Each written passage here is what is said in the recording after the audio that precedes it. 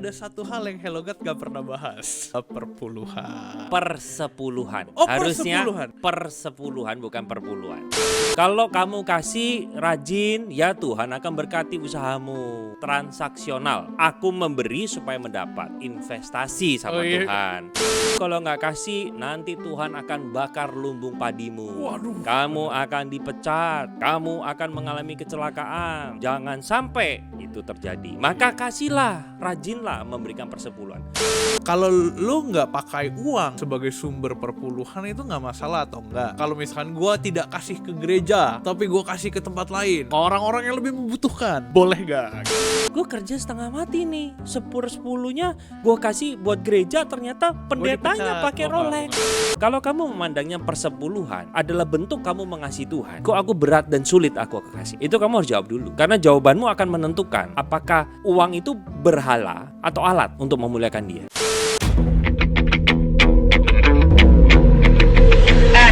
Warga Hellogat, teman-teman semua, welcome to Hellogat on Topic Hot bareng gue Julius dan teman-teman. Hari ini dengan sangat happy-nya kita kedatangan teman kita, bestie kita. Please welcome Pendeta Albert Gurian.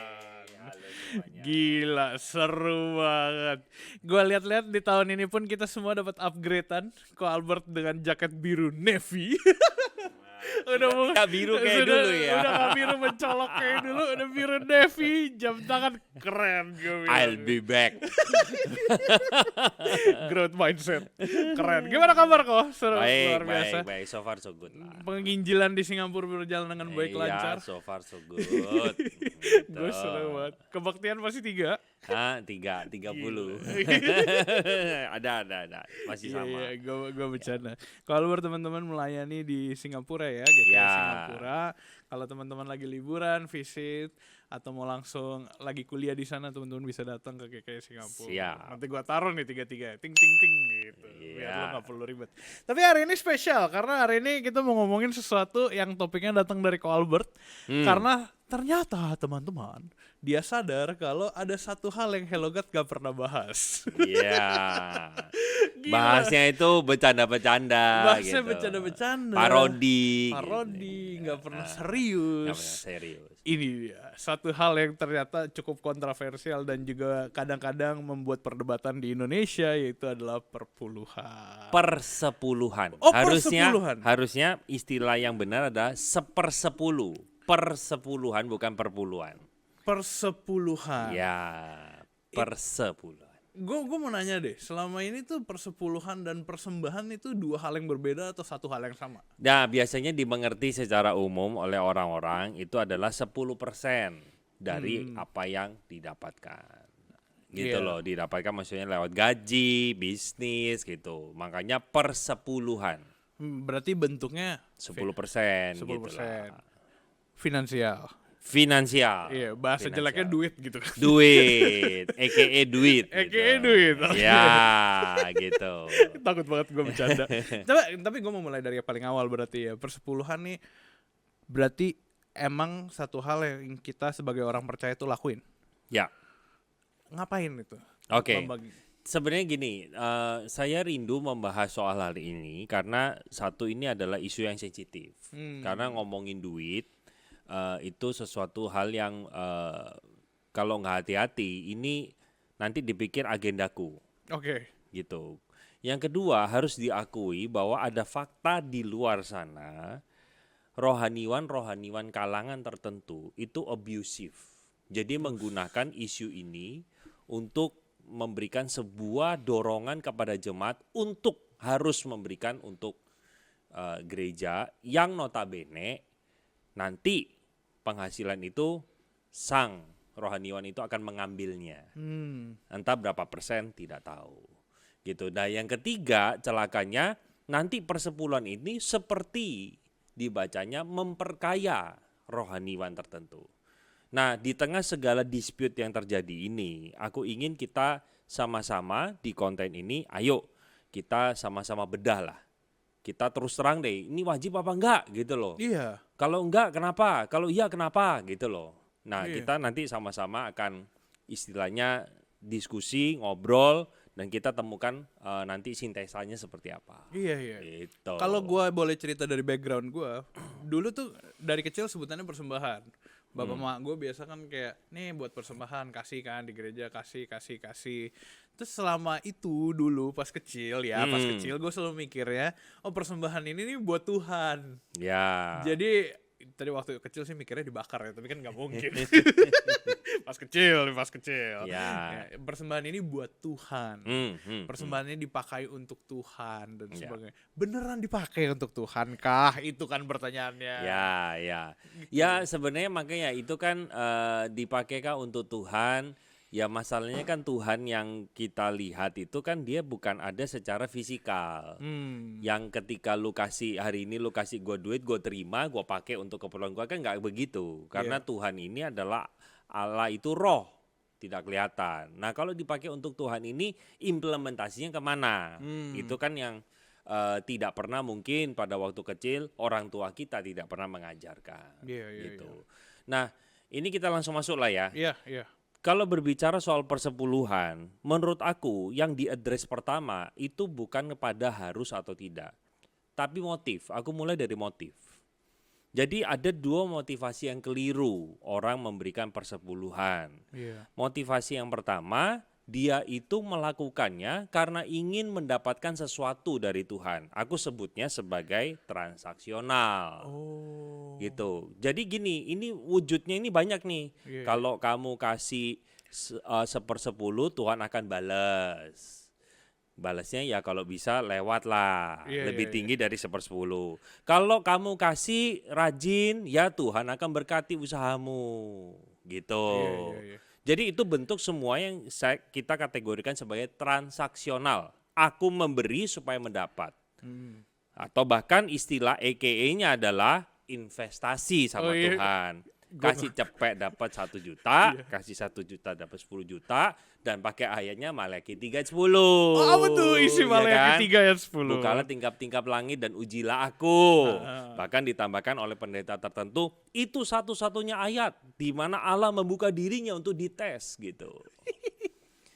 Cuma kadang ya orang lupa membaca konteks dari kitab Maleakhi. Kitab itu berisi, setahu aku ya, pengalaman pertama kali bangsa Israel kasih persembahan buat Tuhan itu binatang yang cacat, binatang yang tidak sempurna, tidak sesuai kriteria Tuhan. Mereka ini bukan nggak punya ternak, ternaknya banyak, tapi dicari yang pincang, dicari yang buta, gitu. Dan bahkan di dalam pasal 2 itu Tuhan marah dengan imam, sampai dibilang kotoran daripada mesbah itu lebih baik dilemparkan saja ke muka kalian, gitu. Berarti ini tidak beres dari sisi atasnya, imamnya bermasalah, lalu jemaatnya bermasalah, gitu. Di tengah permasalahan itu Tuhan katakan kalimat itu. Artinya begini, kalau kita mengutip Maleakhi 3 ayat 10, maka sebenarnya kondisi rohanimu itu parah banget kayak bangsa Israel. Apa mau gitu? Gitu kan. Nah itu sisi transaksi. Nah sisi yang kedua, sikap yang keliru adalah kita menggunakan, kita bayar perpuluhan atau memberikan persepuluhan itu karena aku takut dihukum Tuhan. Aduh benar lagi. Iya kan? Iya. Awas lu ya, lu kalau nggak kasih nanti Tuhan akan bakar lumbung padimu. Waduh. Kamu akan dipecat. Kamu akan mengalami kecelakaan. Jangan sampai itu terjadi. Maka kasihlah, rajinlah memberikan persepuluhan. Dua hal ini itu adalah sikap yang salah. Sikap yang salah. Nah inilah yang seringkali pada akhirnya membuat jemaat tersinggung. Tersinggung tuh gimana? Tersinggung maksudnya, gile gue udah kasih buat Tuhan, tapi kok Tuhan gak memberi. Iya, intinya tersinggung yang kedua, gila berarti gue selama ini gue kerja setengah mati nih, 10/10-nya gue kasih buat gereja, ternyata pendetanya pakai Rolex gitu. Oh, pendetanya. Dia pakai apa sabuk yang H, ukuran H gitu kan, atau dia pakai tas yang L gitu kan. Jalan-jalan ke London gitu misalkan. Gila gue aja jalan-jalan ke Bandung nggak bisa misalnya gitu. Tersinggung kan jadinya. Jemaat gitu. tersinggung. Jadi dua sisi itu adalah sikap yang tidak tepat menurut aku. Jadi harusnya berangkat dari hati yang mengasihi Tuhan. Jadi bukan ini dan bukan ini. Jadi pada waktu saya memberi, saya sadar saya bukan bertransaksi dengan Tuhan, tapi di sisi yang lain aku bukan sedang ditakuti karena Tuhan akan menghukum. Tapi muncul dari satu dorongan hati, aku mengasihi dia. Tuhan. Mengasihi Tuhan. Kalau sampai gereja menyalahgunakan, menurut aku adalah tanggung jawab dari gereja tersebut termasuk gembalanya untuk mempertanggungjawabkan itu semua. Apakah dipakai untuk pekerjaan Tuhan atau memperkaya diri? Kalau memperkaya diri ya bertobatlah gitu. Nah, teman-teman yang nonton video ini, saya perlu jelaskan konteks gereja saya. Gereja saya itu pada waktu jemaat memberi banyak atau jemaat memberi kurang, kami itu rohaniwan ditakar.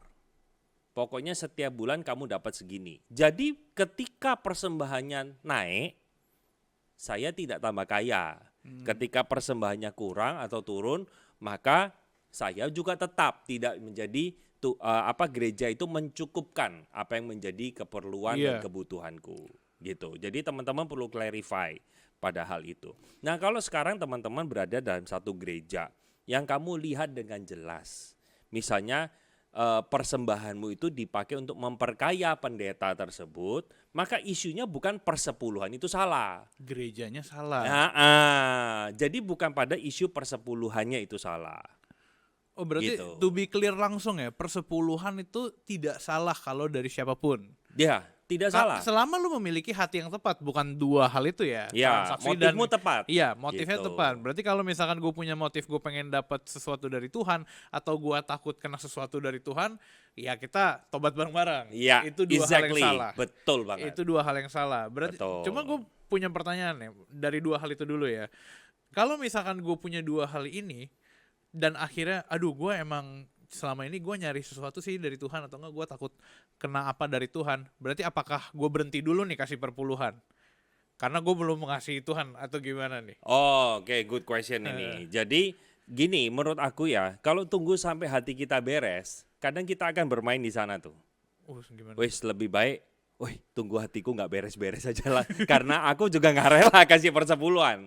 Anyway, iya. sebenarnya itu sedang apa yang sedang dialami oleh hati kita, ya kita sedang menjadikan uang adalah segalanya, kan gitu kan. Nah itu yang pada akhirnya akan mendeteksi kita, uang itu di mana dalam dirimu. Cuma ada dua posisi aja, uang itu hambamu atau dia tuanmu. Dia adalah tuan yang jahat tapi hamba yang baik, gitu. Makanya Tuhan kan bilang di mana hartamu berada, di situ hatimu berada, gitu. Jadi aku addressnya begini, kalau kamu tidak mau kasih persepuluhan, jawabannya apa dulu nih, kenapa? Kenapa lu nggak mau kasih? Gitu. Karena, nah ini sekarang kalau kita tanya dukungan, dukungan ayatnya di mana sih? Ada nggak? Kalau perjanjian lama bertebaran, ya. Teman-teman pasti tahu semua lah. Persepuluhan itu kan diperuntukkan bagi suku Lewi, which is suku Lewi ada full timer, yang kasih waktunya buat kemah suci, buat tabernakel, buat bait Allah, tapi mereka tidak punya tanah, sehingga perlu didukung, disupport lah. Jadi mereka yang punya tanah mensupport orang yang full timer. Nah sekarang kan problemnya di perjanjian baru. Orang-orang kan selalu ngomong gini, nggak ada nih Alkitab. Mana perjanjian baru kan itu yang paling baru. Tuhan sudah membarui karena dia sudah mati di atas kayu salib. Berarti kita kan tidak diikat oleh apa-apa.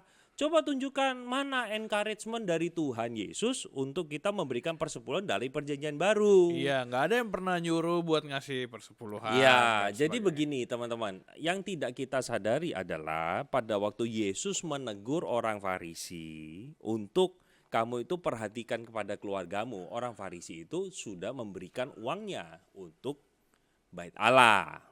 Tuhan menegur bahwa kamu jangan pada akhirnya melakukan satu hal tetapi tidak mengindahkan yang lain. Artinya dalam bagian itu secara tidak langsung Tuhan Yesus bukan sedang melarang engkau memberikan persepuluhan. Itu harus kamu lakukan, tapi yang lain jangan diabaikan. Jadi kalau orang-orang yang bilang nggak ada nih di dalam perjanjian baru yang mencatat bahwa kamu harus kasih persepuluhan, aku tanya balik. Kalau gitu tunjukkan ayat sama aku bahwa Tuhan Yesus melarang memberikan persepuluhan. Ada nggak? Sama-sama nggak ada nih. Sama-sama. Kenapa kok kamu akhirnya ambil keputusan? Karena tidak ditulis. Maka tidak perlu dilakukan. Aku akan langsung adresnya begini loh. Di Alkitab juga nggak ditulis nggak boleh pornografi. Coba kamu cari. Mana pornografi? Lu tulis saya pornografi tidak Nggak ditemukan. muncul. Boleh nggak ngerokok? Boleh lah ngerokok lah, nggak apa-apa. Lu tulis LGBT pun nggak keluar. Gitu. Kalau kamu mau bermain berdasarkan letterleknya, harafianya, hurufianya, ya nggak ketemu lah. Tapi kalau masalah hatinya ketemu. Nah, masalah hatinya ketemu. Nah, yang kedua adalah begini. Firman Tuhan di dalam perjanjian baru itu memerintahkannya bukan 1/10, tapi semua. Waduh, keren tuh. Kasihlah Tuhan Allahmu dengan 1/10 hidupmu, 1/10 jiwamu, 1/10 akal budi. Enggak kan, seluruh. Jelas firman Tuhan bilang seluruh. Terus habis itu di dalam Roma 12, demi kemurahan Allah aku menasihatkan kamu supaya kamu mempersembahkan tubuhmu sebagai persembahan yang hidup, kudus dan berkenan. Jadi artinya semuanya buat Tuhan. Logikanya gini deh. Perintah perjanjian baru kasih semua. Lu kasih 1/10 aja lu ngomel. Lu bisa kasih semua. Masuk. Gitu. Jadi menurut aku juga kita jadi orang Kristen bukan berarti seperti janda miskin itu. Yang dimana dia kasih dari kekurangannya. Jadi kita ini oke, gaji aku sekarang 15 juta semuanya buat gereja. Menurut aku itu juga salah. Oh, iya. Karena kamu dipanggil menjadi pengelola yang baik. Kita ini kan dipercaya oleh Sang Tuhan untuk mengelola. Artinya dari misalnya gaji kita adalah 10 juta, 15 juta, ya kita kelola sedemikian rupa. Aku lupa satu tokoh teolog lah, aku lupa nama siapa, tapi dia pernah bilang, di dalam perjanjian baru itu tidak tertulis perintah harus kita memberikan persepuluhan. Tetapi kalau mengacah dari apa yang sudah dituliskan dalam firman Tuhan, maka buffer bawahnya adalah persepuluhan. Lu nggak bisa kasih less than 10%. Jadi aku sekarang memandangnya persepuluhan itu sendiri adalah alat atau bentuk disiplin rohani yang mengingatkan aku bahwa aku adalah orang yang bisa jatuh cinta akan uang. Gitu. Jadi itu adalah salah satu disiplin rohani yang perlu kita lakukan untuk kita menjaga hati kita supaya tidak jatuh cinta akan uang. Iya. Nah kalau kita sampai pada pertanyaan, kalau gitu wajib nggak kok? Harus nggak? Kalau gua nggak kasih berarti dosa dong. Nah aku kasih sebuah dimensi begini. Kamu harus makan nggak? Harus. Harus, terpaksa dong. Enggak. Enggak. Mau gue itu. Nah, artinya berarti di dalam kata harus itu sebenarnya tersimpan satu nuansa juga, ada haus di sana, keinginan. Jadi kita jangan mengkotak-kotakannya gini loh. Kalau harus berarti terpaksa. Enggak, karena ternyata harus itu tidak bisa juga tidak terpaksa gitu. Karena kita tiap hari harus makan. Berarti apakah kita terpaksa? Kalau terpaksa berarti kamu lagi sakit. Intinya ada pilihan lah ya. Kita punya pilihan. Ya, jadi harus itu kamu lakukan juga dengan sebuah hati yang rindu. Orang tua harus nggak mengasihi anak? Harus, terpaksa dong. Ya enggak, dilihatnya itu adalah sebuah tanggung jawab yang dia lakukan dengan senang hati. Harusnya gitu. Nah persepuluhan itu harusnya juga dilihat dari kacamata. Kalau ditanya harus, tetapi bukan terpaksa. Kalau sampai terpaksa, Nah itu gue baru mau nanya tuh, kalau sampai terpaksa nah, gimana? kalau sampai terpaksa, periksa hatimu. Kenapa kamu terpaksa? Gitu loh. Apakah satu, pengelolaan keuanganmu nggak baik sehingga kamu itu tidak wise ngatur semuanya. Jangan-jangan lebih besar pengeluaran daripada pemasukan dan kamu mau korbankan persepuluhan. Atau yang kedua, di sana jangan-jangan ada berhala kenyamanan dalam dirimu. Aku ini misalnya gaji 10 juta, persepuluhannya misalnya 1 juta. Wah 1 juta ini kalau dikumpulin 5 bulan, aku bisa HP baru. Aku gak rela lah. Nah ini kan bicara kenyamanan. Makanya sekali lagi kalau terpaksa periksa hati. Coba terbuka sama Tuhan. Tuhan kok aku terpaksa ya? Jadi ini kan juga jawab pertanyaanmu nih. Lah apakah tunggu aku tobat benar baru aku Iya. berubah? Ya sama aja kan pertanyaannya gini. Ya udahlah Tuhan, tunggu hidupku benar baru ikut Engkau lah. Kalau aku nggak benar-benar mah nggak usah ikut Yesus lah, nanti nanggung Tuhan. Iya, ujung-ujungnya nggak mulai-mulai. Ujungnya nggak akan mulai. Karena setiap kita ini jangan lupa kita hidup dalam daging yang menyeret kita terus menjauh dari Tuhan. Gitu. Jadi kalau kita pada waktu memberikan persepuluhan, maka kita perlu tanya diri kita, kok aku berat ya?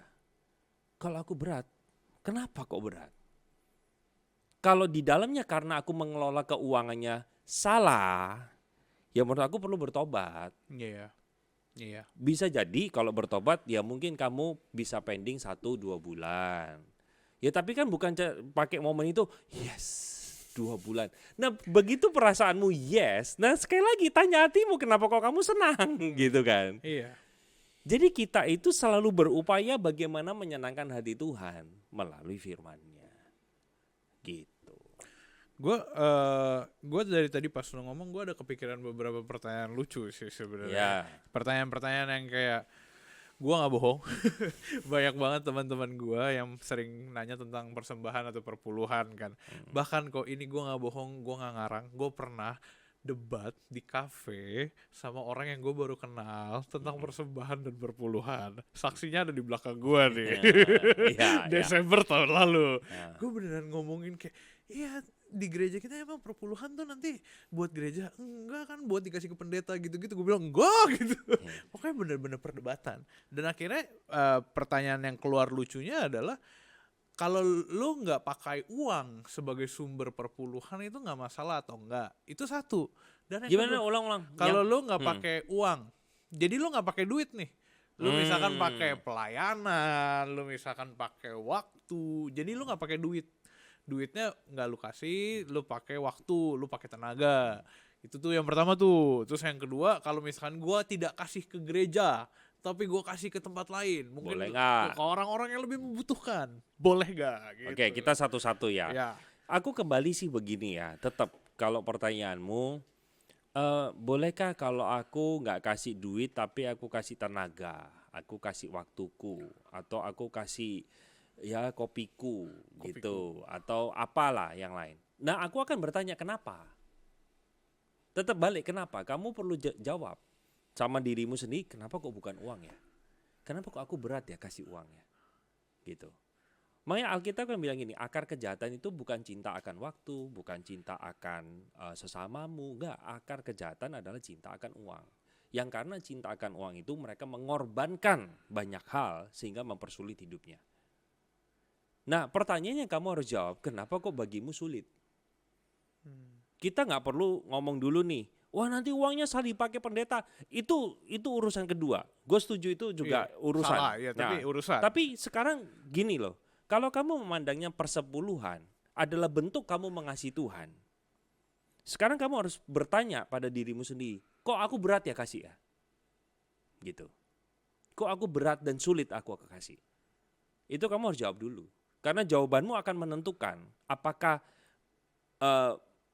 uang itu berhala atau alat untuk memuliakan Dia, gitu.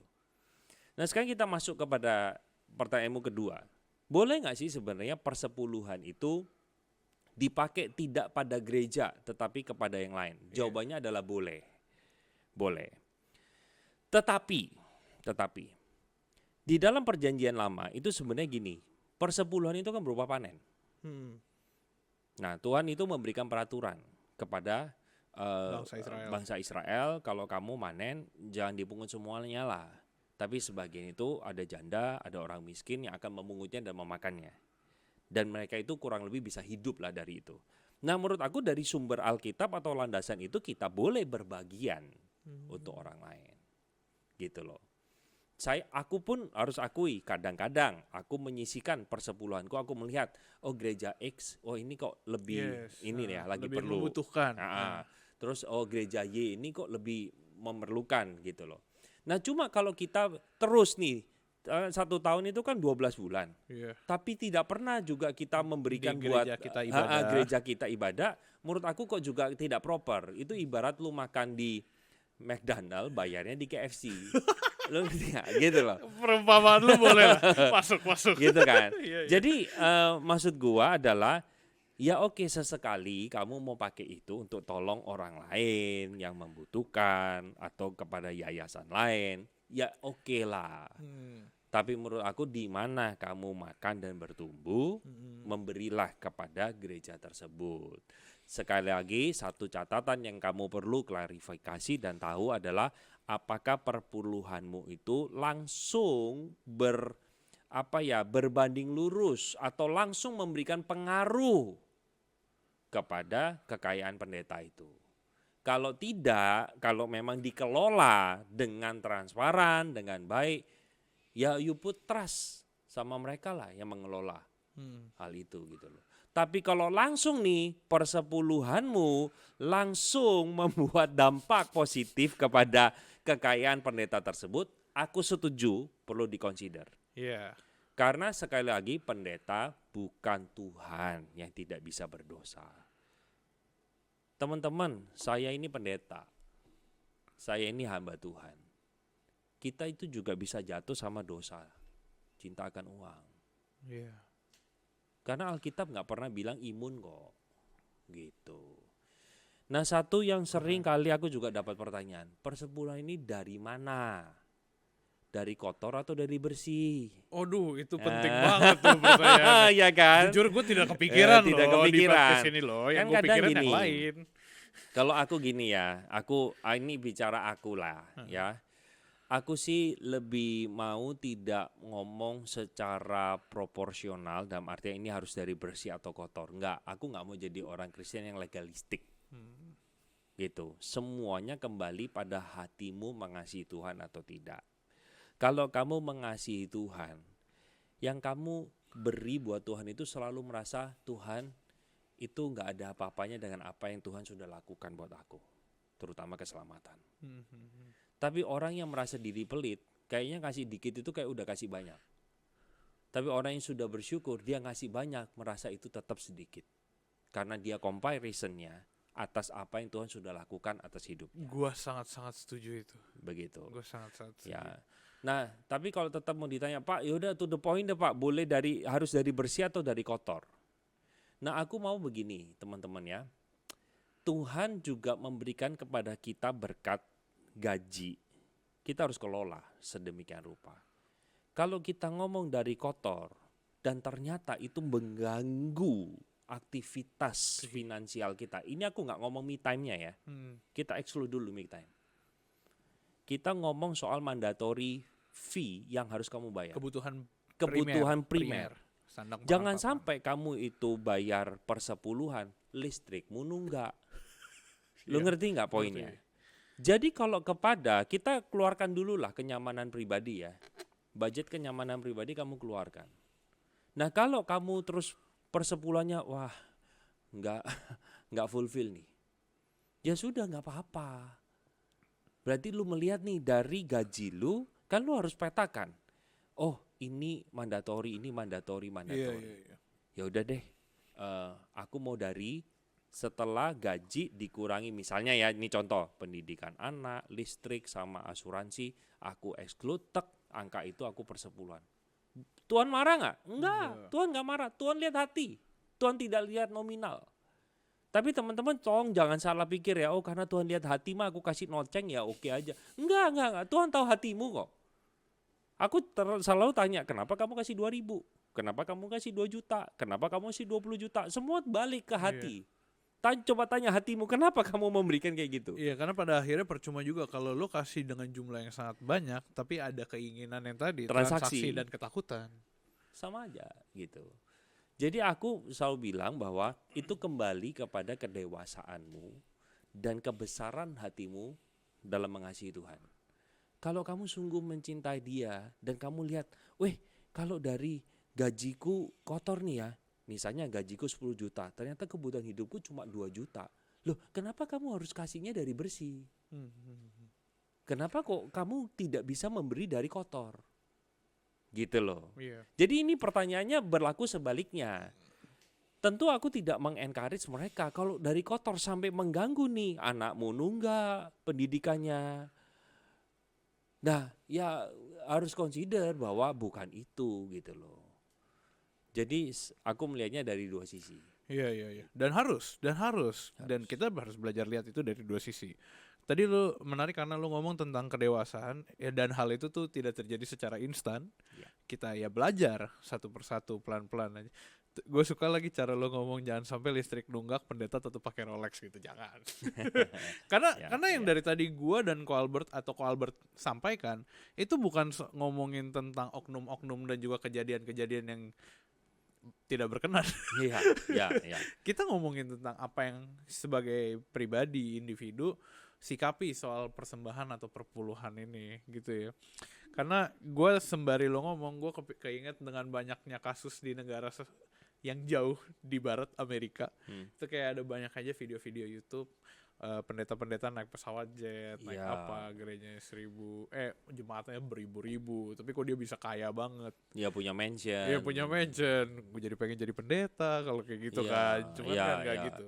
Aku sedih sih, maksudnya itu justru membuat orang meneriakan gak usah kasih persembahan, persepuluhan. Itu yang mau gue address sebenarnya. Tapi in other places yang small ya, village, mereka hidup perlu dengan persepuluhan. Mungkin pendeta itu adalah petani juga. Jemaatnya itu adalah mungkin mereka tanam jagung, mereka tanam padi, mereka tanam ubi, dan mereka memberikan persepuluhan itu ke gereja berupa makanan. Itu akan menolong loh pendeta tersebut. Nah, satu hal lagi teman-teman yang kita sering kali lupa adalah gini loh. Kita itu lihatnya 1/10 ini punya Tuhan. Pertanyaanku, 90 punya siapa? Punya aku, kan gitu toh pikirnya. Aduh, bagus lagi. Iya. Sebenarnya salah, itu pemikiran yang totally wrong. 100% punya Tuhan. Kamu bahkan tidak berhak pada 90 itu. Gitu loh. Nah, sehingga ketika 100% ini punya Tuhan, kamu harus membacanya bahwa Sang Tuhan itu pergi memberikan kepada hamba-hambanya 1, 2, dan 5 talenta, semua menurut kesanggupan mereka. Jadi ketika kita dapat salary 100% ini punya Tuhan. Tapi Tuhan juga gak mau lu 100% lu kasih semua. Ini lu ada anak-anak, lu ada suami, lu ada istri, lu kagak kasih makan terus lu bilang sorry ya hari ini bulan ini makan angin. Kalau lu lapar ambil tuh daun. Aduh. Coba dimakan, digigitin sampai kenyang gitu. Yang penting kita Tuhan senang. Ya gitu. Tuhan senang. Menurut aku kok goblok banget, gak kayak gitu gitu lah. Kasarannya gak kayak gitu. Kalau 100% punya Tuhan, Tuhan minta gak kita sayang keluarga? Yes, exactly.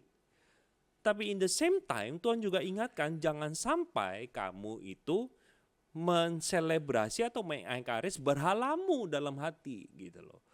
Nah, dalam 100% itu belajarlah memberikan 1/10 sebagai bentuk, makanya tadi aku bilang itu adalah disiplin, salah satu disiplin rohani yang mengingatkan aku bahwa aku juga bisa jatuh sama dosa keuangan itu. Gitu. Kalau ini ngomong saya nih ya, ini saya ngomong saya, tapi teman-teman yang nonton ini tidak harus melakukannya sama persis seperti apa yang saya lakukan. Kalau aku, karena di Singapura itu biaya hidup tinggi, maka apa yang gereja kasih ke aku akan kurangi dulu dengan biaya sewa, kebutuhan primer itu. Sama biasanya anak. Nah, soal asuransi apa? Aku tetap kenakan itu untuk persepuluhan. Jadi yang aku exclude cuma 2 fee itu yang besar. Sebab kenapa? Nah, pertanyaannya kan kenapa nih? Sebab kalau aku tidak keluarkan ini dulu, aku gak cukup untuk bulanan itu. Gitu. Jadi aku ngomong dengan clear, Tuhan tahu hatiku. Aku tidak sedang mencintai uang. Aku belajar untuk memberi dari segala apa yang Tuhan sudah percayakan. Maka aku exclude itu.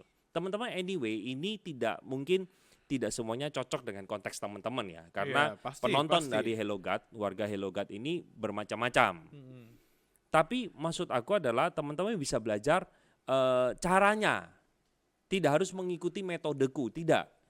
Karena metode itu banyak cara untuk kamu mengasihi Tuhan. Iya, gitu. setuju. Gue pun punya cara yang unik. Kadang gue tidak kasih di sesi gereja. Gue bawa QR-nya pulang ke rumah. Terus doain ya? Doain. Gue taruh di pintu kamar gue. Karena gue nih, ini cara gue nggak tahu ya, lu bisa koreksi gue kalau gue salah. Cara gue mendewasakan diri. Jadi sering kali tuh kalau gereja udah selesai, misalkan gue pelayanan, nggak scan kan, nggak kasih persembahan. Terus habis itu kalau misalkan gue lagi ngobrol-ngobrol, lupa kasih persembahan. Sesi persembahan yang kayak skip gitu kan. Jadi akhirnya gue nggak kasih. Lumayan lama tuh. Sampai akhirnya gue membulatkan tekad, gue ambil QR-nya, ditempel kan, gue ambil, gue bawa pulang. Pas teman-teman gereja gue datang, ini kenapa ada QR di rumah? Oh, gue bilang gue sering lupa. Jadi kalau kayak gini kan gue tinggal scan dari kamar. Itu cara gue gitu.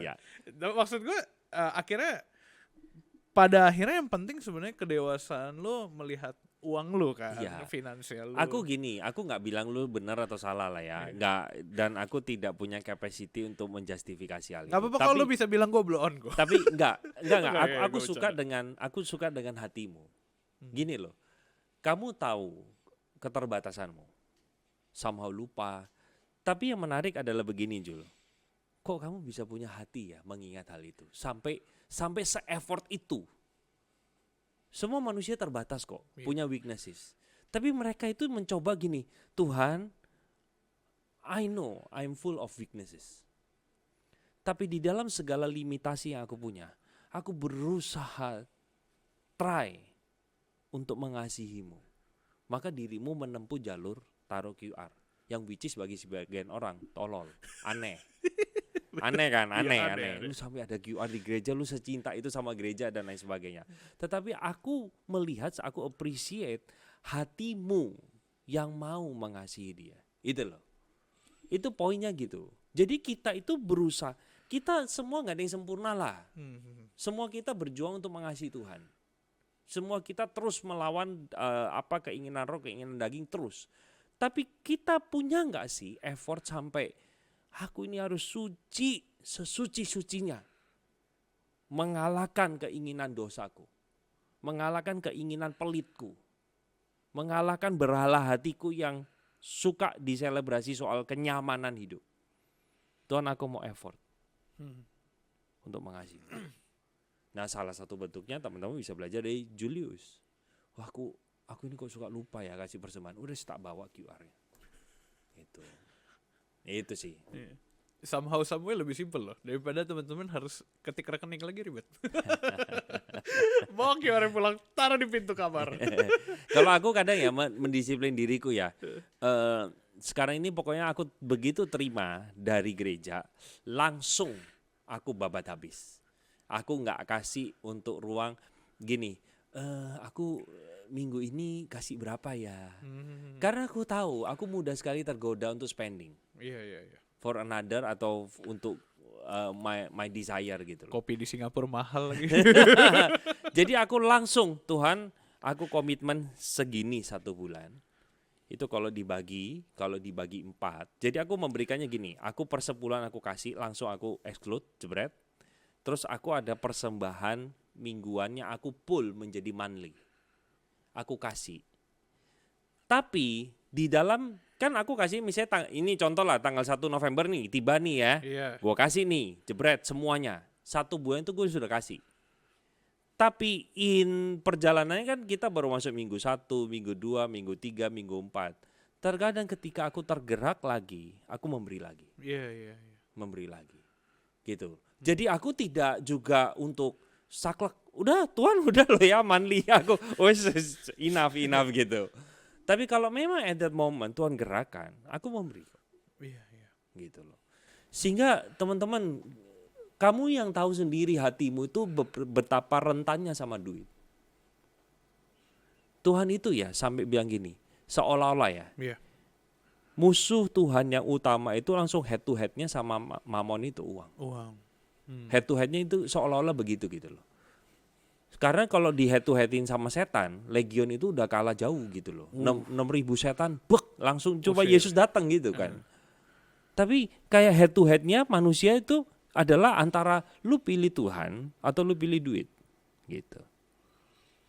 Jadi makanya kita perlu hati-hati lah sama uang gitu. Bukan berarti nggak butuh, tapi hati-hati. Hati-hati. Seru banget. Gua nggak expect bahas perpuluhan seseru ini kok. Iya. Karena yang dari The first content loh ini. Iya, the first content bahas perpuluhan, maksud gue yang dalam konteks serius ya. Ya.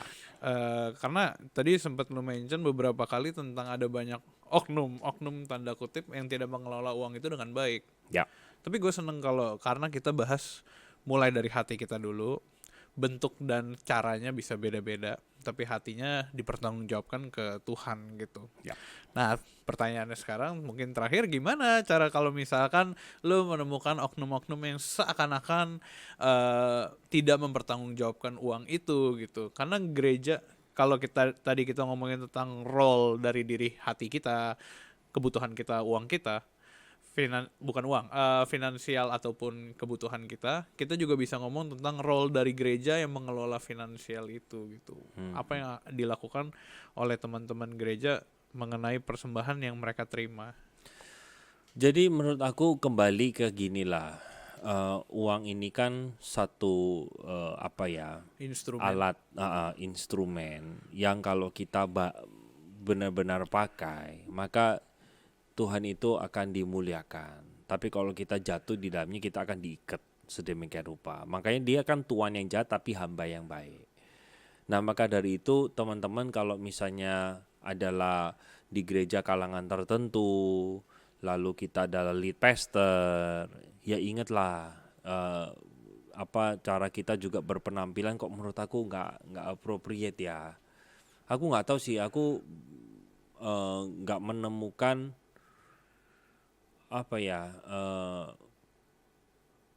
positifnya seorang rohaniwan itu menggunakan barang merek tertentu untuk menunjukkan sebuah tingkat sosial di kalangan di level tertentu gitu loh. Apa positifnya gitu loh? Selain mungkin kamu akan dicap sebagai orang sukses dan kamu bisa menggait, maaf ya, orang kaya tertentu. Oh iya. Apa dampak positifnya bagi kemuliaan Yesus dengan cara kamu pakai itu? Jangan-jangan kita sedang menawarkan sesuatu yang Yesus gak pernah ajarkan.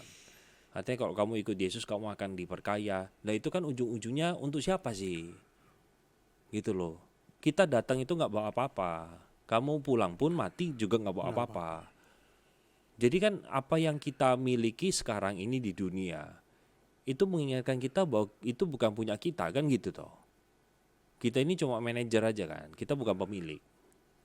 Itu aja sih nasihatku. Soalnya ya jangan sampai lah kita terbuai dengan uang itu. Karena memang uang itu harus dibilang menggiurkan. Gitu. Uang itu menggiurkan, makanya kita harus belajar untuk disiplin. Agar kita tidak cinta akan uang. Value dan prinsip, orang harus punya value dan prinsipnya di atas uang. Ya. So gue baru-baru ini lihat video gitu kok. Lu ditawarin melakukan hal nggak masuk akal demi uang yang sangat tidak masuk akal, lu akan melakukannya atau enggak? Gitu. Dan kadang-kadang orang melakukan hal yang paling tidak masuk akal demi mendapatkan jumlah uang yang tidak masuk akal. Lucu juga tuh. Ya. Tapi kan sekali lagi ya itu kan uang itu adalah berhala luar kan, yang seringkali dipakai untuk memberi makan berhala di dalam diri kita. Which is misalnya entah penerimaan, entah kenyamanan, entah kuasa ataupun kontrol gitu loh. Nah, ya untuk apa? Cek hati masing-masing lah. Cek hati masing-masing. Cek hati masing-masing, cek hati pribadi. Bukan, kita nggak menuntut jawaban apapun atau nggak menuntut apapun. Apa yang kita omongin di sini adalah pure untuk kita semua mempertanggungjawabkan hati kita ke Tuhan. Ya. Dan kita nggak menuntut jawaban apapun gitulah. Jadi teman-teman nggak perlu jawab. Iya, hati aku, duit aku cuma segini gitu, nggak perlu. Omongin itu, doain itu ke Tuhan. Ya. Seru banget kok. Gila, lama loh kita ngobrol. Dor, keren lu kok. Emang tuh waktu terbaik untuk ngobrol. BTW salfok dikit, gue lupa mention. Hari ini gue tidak denger rambut biasanya. Iya, karena apa? Karena apa ini teman-teman kok dia tidak datang dengan jambulnya? Karena ini karena ini podcast pertama dia setelah dia menaikkan status dia dari single. Keren. Itu tanda sukacita dia. Gila, luar biasa Pendeta Albert Kurniawan. Teman-teman, kita minta tolong dukungannya buat dukung selalu pelayanan Ko Albert, Pendeta Albert di Singapura. Beliau saat ini melayani di gereja GKI Singapura, dan teman-teman kita minta tolong banget teman-teman kalau misalkan teman-teman sedang jalan-jalan ibadah, jalan-jalan ke Berobat, Singapura, atau berobat, kuliner, jangan kuliner. lupa buat datang ngobrol hahihi. Yes. Beribadah Welcome, di sana. welcome. Ada 3 ibadah, keren sekali gereja Singapura. Iya. Saat ini juga proses penginjilan dan sebagainya keren banget. Traktir lah Ko Albert kopi mahal di sana. Canda-canda. Itulah kalau gitu. Dan teman-teman, kita minta tolong untuk dukung selalu pelayanan Hello God. Teman-teman bisa follow sosial media kita, ada di Instagram, TikTok, YouTube. Teman-teman bisa dengerin episode ini di Noise dan Spotify. Juga kita minta tolong teman-teman buat download aplikasi kita Hello God, ada di App Store dan Play Store. Iya. Oke lah kalau gitu, terima kasih Bapak Pendeta Albert tercinta. Jangan lupa teman-teman nonton konten kita yang lain spesial. Kita Yes. bakal bahas hal-hal lucu dan seru. Kalau yang ini kan serius dan keren gitu kan. Itu hal-hal lucu dan seru. Thank you lah Kak Albert for today, dan thank you untuk Feby di sana. Thank you teman-teman semua for watching Hello God on Topic, where Hello God will always be on topic. God bless you teman-teman semua. Stay connected with Hello God.